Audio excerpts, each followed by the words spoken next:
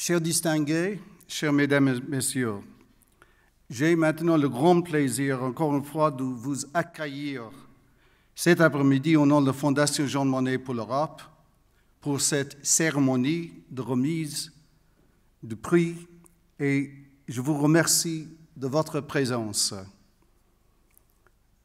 De par la longue amitié qui unissait le professeur Henri Ribin et Jean Monnet, nous avons la chance, le privilège et la responsabilité de préserver les archives personnelles de Jean Monnet. Ainsi, notre fondation fait partie du patrimoine européen. Elle est un lieu pour la collaboration et de la recherche scientifique et une plateforme de rencontre pour partager des idées.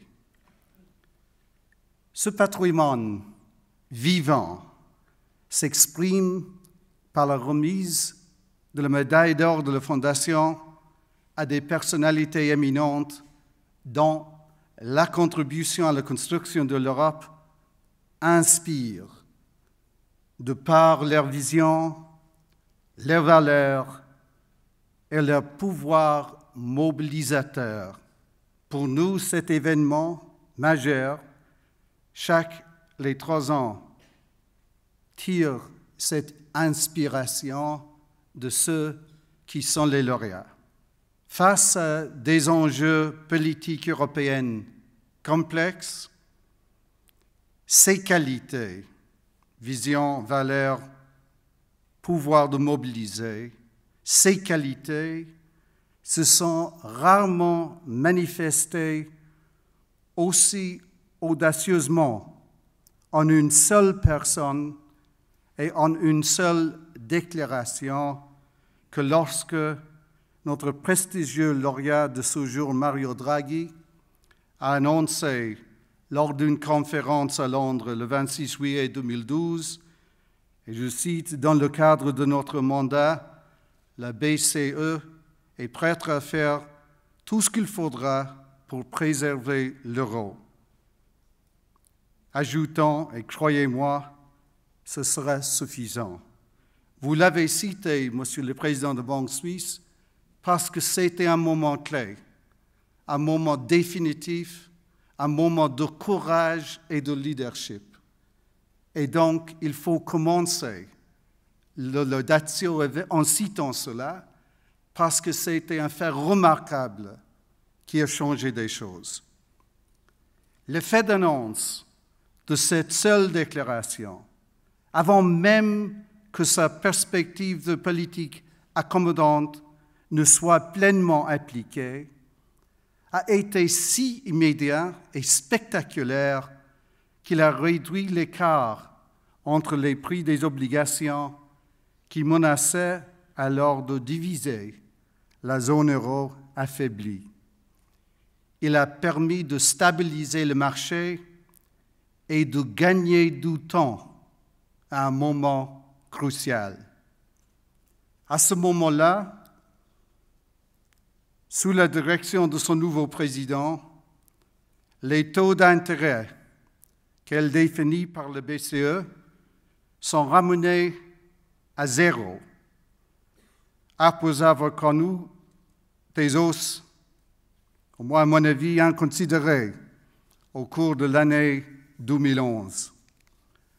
Lorsque, de son accession à la présidence de la Banque centrale européenne, quelques mois plus tôt, mois de novembre 2011, Mario Draghi se retrouve confronté à un défi sans précédent. Les spéculations sur la survie de la monnaie unique avançaient à un rythme effréné dans les analyses de marché, les commentaires des médias et même dans l'inquiétude de la classe politique. Lorsque les banques européennes ont rencontré de premières difficultés à accéder aux liquidités en devises étrangères, notamment le dollar américain, la BCE, la Réserve fédérale américaine, les banques centrales du Canada, du Japon, d'Angleterre et la Banque nationale suisse ont, dans une action coordonnée, le 30 novembre 2011, conclu un swap de grande envergure en dollars pour éviter une crise.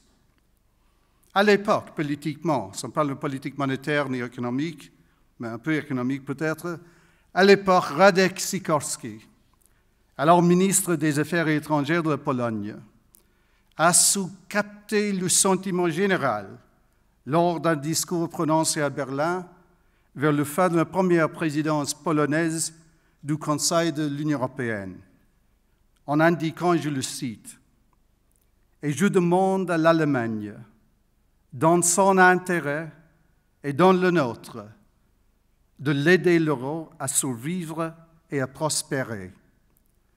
Vous savez, il a dit parfaitement que personne d'autre ne peut le faire. Je serai, il a dit, probablement le premier ministre polonais des Affaires étrangères de l'histoire à le dire, mais c'est ainsi. Je crains, moi, la puissance de l'Allemagne que je ne commence à redouter son inaction. Vous êtes, il a dit, devenu la nation indispensable de l'Europe. Donc on a capturé dans ces quelques phrases vraiment la densité, l'immensité de la crise. Je pense qu'il est facile d'oublier toute la tension et la gravité de cette période. Nous savons aujourd'hui qu'à titre de précaution, certains gouvernements de la zone euro avaient à l'époque étudié secrètement des plans d'urgence pour une éventuelle réintroduction de leur monnaie nationale. Il faut reconnaître que dès le début de son mandat, face à cette incertitude chronique, Mario Draghi a agi avec une impartialité, une clarté et une détermination certaine, avec tous les moyens à sa disposition. Toutefois, contenir la crise n'est pas la résoudre. Les craintes croissantes de déflation ont mené la BCE en territoire inconnu. À compter du mois de juin 2014, avec des taux de dépôt devenus négatifs et qui le resteront, et accompagnés à cette époque par un assouplissement quantitatif monétaire sans précédent. Pour citer le président Draghi, nous sommes, il l'a dit, déterminés à maintenir un haut niveau d'accompagnement monétaire et à intervenir rapidement s'il le faut. Mois d'avril 2014. L'application de toute la panoplie d'instruments monétaires non conventionnels a attendu une décision préjudicielle favorable de la Cour de justice de l'Union européenne en janvier 2015, suivant un renvoi par la Cour fédérale de justice allemande. Cela avait remis en question la compatibilité juridique des opérations monétaires sous titre de la BCE avec les traités de l'Union européenne. Ces opérations avaient été annoncées par le Conseil de la BCE, donc les collègues du président Draghi, en août 2012, et concernant des transactions réalisées sur les marchés secondaires des obligations souveraines. Après la décision préjudicielle favorable de la Cour européenne, libre d'agir, Mario Draghi alors a saisi l'occasion. S'il entrait dans cette période d'activisme monétaire, c'est avéré controversé. La considération actuelle d'une stratégie de sortie future et de son moment propice ne l'est pas moins. C'est-à-dire, the exit strategy, c'est aussi critique que l'entrée sur le champ de la bataille. L'Allemagne était et restait la principale voie d'opposition à la BCE en matière de politique. Mais il faut reconnaître quand même que l'Allemagne n'a pas compromis l'indépendance de la BCE, en dépit de ses critiques incisives, tant sur le plan politique qu'institutionnel.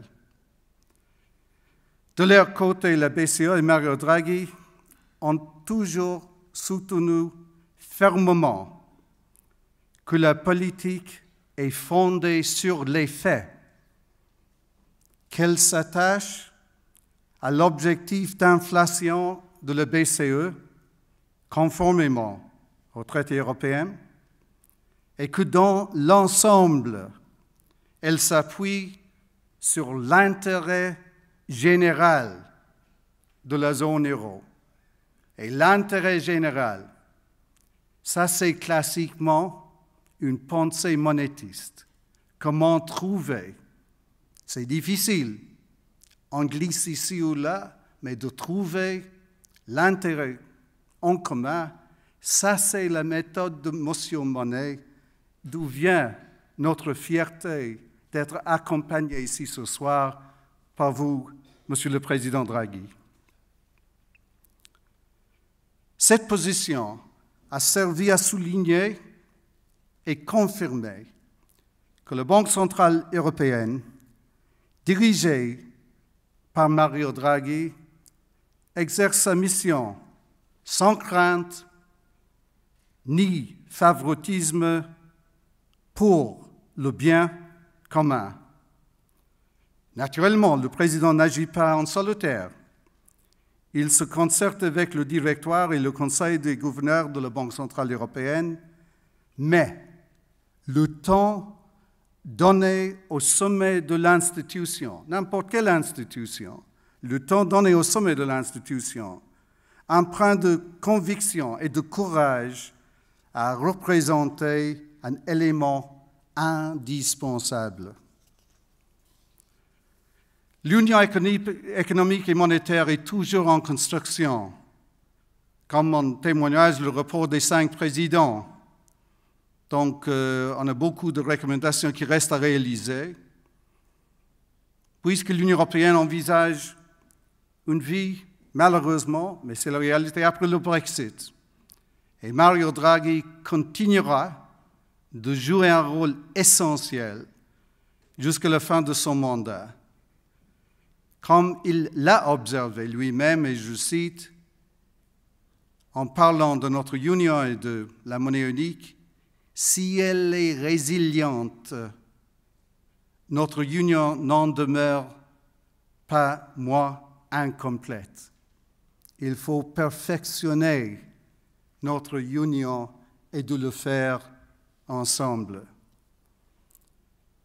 C'est tout naturellement que la Fondation Jean Monnet pour l'Europe a nommé Mario Draghi lauréat de la médaille d'or cette année. L'homme et ses actes, en tant que président de la Banque centrale européenne, ont incarné la vision, les valeurs et les méthodes de Jean Monnet et rappellent les paroles de Monnet lui-même. Les hommes sont nécessaires au changement, les institutions pour faire vivre le changement. C'est par sa détermination à se concentrer sur l'essentiel, sa foi en la capacité de l'action immédiate à apporter des changements réels, sa quête de l'intérêt général et le service de cet intérêt par le biais d'une institution européenne commune, son ambition, mais en même temps son pragmatisme, que Mario Draghi s'impose en digne lauréat dans la lignée même de Jean Monnet. Parce que tous les atouts dont j'ai déjà cités, ce sont les valeurs de Jean Monnet. Ce sont des méthodes de Jean Monnet, d'où vient notre fierté d'avoir chez nous ce soir quelqu'un que nous nommons comme monétiste, pas seulement le maître monétaire. Être prêt à faire tout le nécessaire pour préserver l'œuvre collective des Européens au cours des 60 dernières années est un message qui reflète et définit ce rendu européen.